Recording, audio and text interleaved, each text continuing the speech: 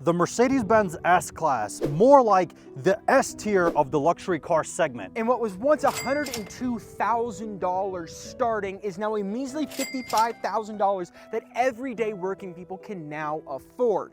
And in today's video, we're gonna show you why this specific car is the royalty of the luxury car segment. I'm Aiden. And I'm Evo. And you're watching Gaudin X.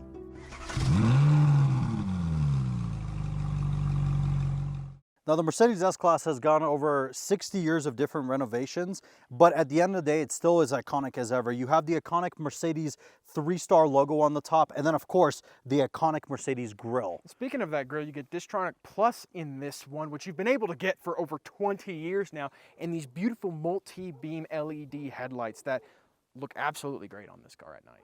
Absolutely. Now, the Mercedes S-Class has always included a large multitude of engine options. In this specific generation, you had the smallest one, which was a turbocharged V6 in the S450. And then, of course, the craziest one, which was in the S65, which is a twin-turbo 6-liter V12 that made 730 pound-feet of torque. Now, this is the most common one, of course. This is the 4-liter bi-turbo V8. 463 horsepower, 516 pound-feet of torque with a max redline, 6,800 RPMs, and should do 0 to 60 in around 4.6 seconds. This is definitely, I think, one of the best middle ground options you can get on this car. 100%. It's not as crazy as the V12, but this thing has got a lot of get up and go. And of course, there's the 9-speed automatic transmission Mercedes refuses to get rid of, even though the ZF8 speed is clearly the better option. But you know what? Mercedes want to stick to their roots. Let them keep the 9-speed. Well, on this one, we have the AMG line package. Sadly, not the AMG night package, or else we'd be getting the black trim around the windows. Yeah, I think the chrome definitely makes it a little bit more classy. And specifically, if you notice back here, the United States market only gets one option on the S-Class. You can only get the long wheelbase. In Europe, interestingly enough, they have a shorter version of the S-Class called the short wheelbase, but at that point, that's just personal preference. Well, and I'm sure all the dictators and billionaires riding around in the back of these appreciate the fact that the American market only gets the longer wheelbase. That way they have more room for their legs and everything. But it's a classy looking exterior on the side, nothing too much. Absolutely. It just looks like a classy luxury car. Now, the backside of the Mercedes S-Class, it's very classy. It demands presence. You know what this car is once it passes you in a convoy. Along with that, we also have a massively roomy big trunk back here. And it depends on what you use it for, but I think for this purpose, it works perfectly fine. Now, this is definitely where the luxury begins with the Mercedes S-Class. But one thing we do have to say, this is the previous generation. Yeah. So this whole interior was designed in 2014. Still great infotainment system, though. I'm not a huge fan of Command. iDrive and MMI are much better operating systems than Command. MBUX is good. That's the new one. But for the most part, these screens are pretty good. Wired Apple CarPlay, wired Android Auto. Even MBUX doesn't have wireless, which is the most annoying thing ever. But a lot of cool things on the inside of this car. We each get our independent fan zone controls on top of dual zone climate control up front, which means we each get automatic climate control on either side. The seats are super comfortable, massaging and everything like that. Yeah, this is definitely the place you want to be. I mean, if you're going to pick a luxury car to sit in and have to do a long road trip in, it's got to be an S-Class. This thing is just made to conquer continent. Oh, 100%. And I think in this generation, at least, the S-Class interior murdered the 7 Series interior. It just felt so higher scale. And we're even missing options on this. I know this can have heated and cooled cup holders to that point. We're missing one of the seat heating stages. We are also missing the heads-up display that is optional on this car. And of course, we don't have the automatic driving with Distronic Plus. We don't. We have Distronic, but not Distronic Plus, which is important. And the last thing I kind of want to mention is I love how Mercedes integrated the big 12-inch screen inside the dash. It really annoys me especially with the new S-Class, how the screen looks like just an iPad and it's an eyesore sticking out. I don't know how you feel about those. I prefer it when it's integrated within the dash. I like the modern look, but I like the way this all kind of flows together. Mercedes has always been really good at making things flow. And when it comes to materials in this car, leather everywhere you're going to be touching. And this one was spec'd with, typically this is an all-leather steering wheel. This one was spec'd with the wood on the steering wheel. Super high quality. I love the glossy finish on it, and that same wood is on the dashboard and on the doors. It looks great. I'm a little upset because this wasn't spec'd with the 3D version of the Burmester. This is the standard version you get on the S-Class, so we don't have the tweeters that come out with the ambient lighting on the doors, which is really, really upsetting, but still great surround sound system that this one has, but I do wish that option was on this car. That's, in my opinion, the best sound system any car I've ever heard. This one is still good. A lot of bass in the seats and everything like that. Definitely better than the Burmester you get in something like an E-Class, where all the bass is focused up front. Yep. So, great car. Absolutely. Back of the S-Class, what do you think of it? I mean, this is the place to be in an S-Class. Sure, it's awesome to drive and everything, but let's be honest here, like you mentioned earlier, this is where dictators sit back here. The problem is it's missing some options. We don't have an individual climate zone back here, which is something a base 3 Series and a base C-Class get.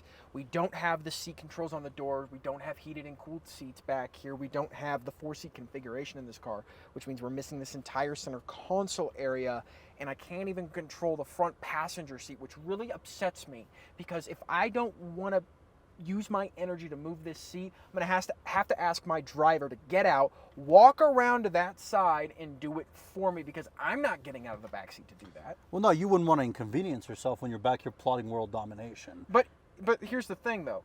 Even though there's a king driving this, you can always put your passenger princess or prince back here. That is very true, but of course, this thing does have something that every single S-Class has had for the last 50 years. Yeah. Vanity mirrors, because why wouldn't you want to have mirrors back here so you can look at yourself, you know, adjust your evil mustache, your evil beard when you're getting ready to give a speech. Of course, this car is the car. This is, you see presidents, you see just high political figures being driven around in S-Classes, and there's a reason for that, because if I'm driving across Europe, across the United States, even though it's not fully loaded like you mentioned, I would still much rather be back here in this S-Class than a 3 Series or a C-Class. But you know what this does have? Has a retractable roof that you can do from the door panel, and the sunshades and everything from the door panel as well. All power, you don't have to do anything. It's just a flick of a switch, and guess what? They're gone. Yep. It's designed for the rear passengers. Oh yeah, 100%. And super comfortable. Well, we're setting off in the most luxurious car known to mankind. You should launch it. I should launch it. Yeah. You're right. Let's do it right here. Let's launch it. Let's just see how a 5,000-pound Mercedes S-Class with a 4-liter twin-turbo V8 does. Yeah. Ready? Yep. 1, 2, 3. Woo! Woo-hoo-hoo, yeah. Okay, and that's... Oh, buddy. That's ridiculous. The weight transfer from the front to the back. That's ridiculous. So jarring. This thing weighs 5,000 pounds. It does. And it doesn't feel like it. No. When you accelerate, this thing accelerates super hard. It like the luxury of it and how soft it is, that feels like 5,000 pounds. Yes. But the way it handles and how fast it is, that feels like it's a 3,500 pound sedan, like a 3 Series or a C-Class. Yes. That's how fast and well it handles. It just drives that small. Not to mention the fact that I'm sitting in this passenger seat. You can't feel it in the driver's seat for whatever reason, but this has the seat bolsters that are dynamic, which means when you take a turn, the opposite bolster inflates to keep me in my seat, which I think is just stupid. Like, that is such a feature that no one would even think to do, but Mercedes somehow thought that that was something worth putting in the S-Class. It just did it again. I can feel it every single time you make a turn. One thing I really do want to mention is the fact that we are on a pretty bad road. I mean, this road is not nice. No. We've been through it with the Jeeps and the trucks and whatnot, and it's just not a good road. Everybody likes to hate on Mercedes air suspension. Oh, it's unreliable, it's this and this. But when it works. When it works. I literally don't even feel like I'm on a bad road. It just feels like I'm floating over a cloud. Yeah, when we were driving this on the highway, the normal highway. Yes. It was just, it was like riding on a cloud. And right now, it just feels so great. We're not even, like, we're hitting a bunch of bumps, but the air suspension in this car keeps this car so steady that you just, I mean, it makes you feel like it's worth the $55,000. I don't know another car for $55,000 that makes you feel like this when you're driving it. It's hard to find. It really is hard to find a car in the same price range as this that does everything this car does. I mean, the ambient lighting in here is beautiful. You have a beautiful interior, as you mentioned earlier, leather everywhere. The ride in this car is just out of this world. And then, of course, that twin turbo V8, which is so smooth. Yeah. And we should mention, in 2018, which is what this car is, they facelifted the S-Class, the W22 generation.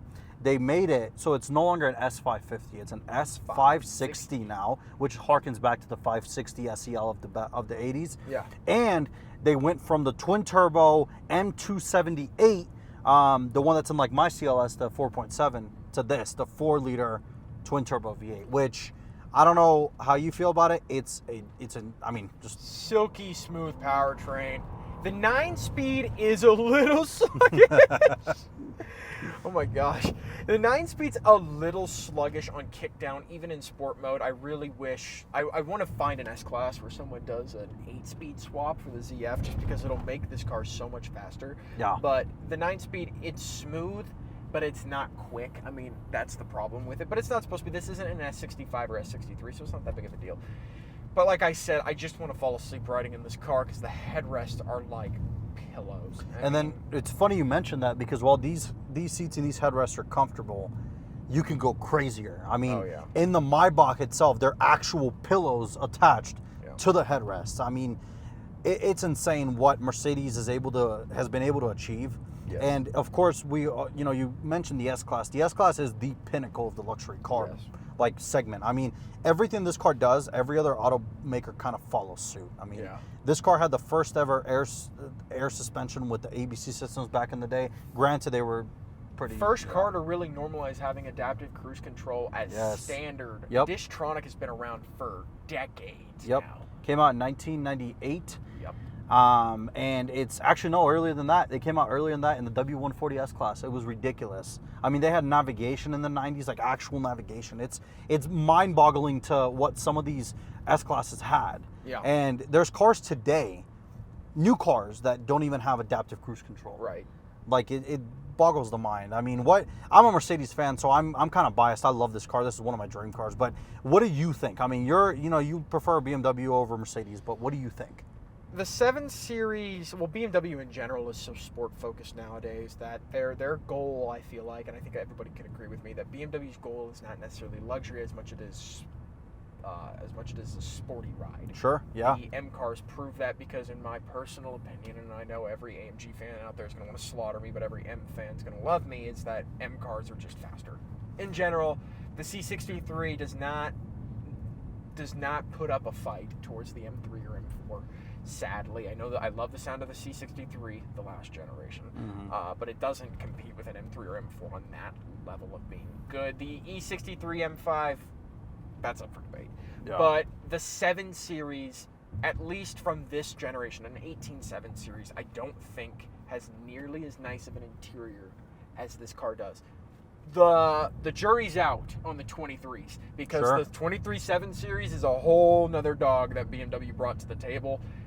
And the S-Class is nice. The S580, beautiful car. I mean, like I mentioned earlier to you, I've been in a new S-Class, in the new W223 generation, and it's insane. I mean, technology's crazy. The design of the interior, the ambient lighting is crazy. And like I mentioned to you earlier, it's kind of controversial, but I prefer this generation over the new one. I think Mercedes achieved the peak of just what they can do with this one in terms of modern technology, while it's harkening to the older design. Because I don't like when, I guess the infotainment kind of sticks out like a sore thumb. Remember when you were mentioning earlier the M3, and I've always told you I don't like the redesigned M3 dash, how it sticks out. I don't like in the new S-Class where it looks like an iPad, it's in the middle. This one I think is perfect because it's in the dash. It looks old school, but to some, that's all personal preference, of course. But yes, you are right. I think it'd be really interesting to put them head to head and see kind of which one comes up, because I think the BMW has better technology, even with that massive TV they have in the back. It's insane. I mean, I guess kind of closing thoughts are, it drives well. You would be hard pressed to find a car in this price segment, and we're talking used, not new. We're talking used, that does what this car does. I can't think of something else. No, I can't either. I think the S-Class kills it in the luxury segment. I like it a lot. Big fan. Massive fan of the S-Class. Always have been. Always will be. All right, $55,000. That is a 2023 C-Class now. But you're the big Mercedes fan. You tell me what you think about it. I mean, this is my dream daily driver. If I could have one car to daily for the rest of my life, you can't beat an S-Class. I mean, it's literally the king of every other luxury car out there. And that brings us to the end of the video. If you like this video, make sure to hit that like button down below. And if you want to see more from us, make sure you subscribe. And I'll see you all in the next video.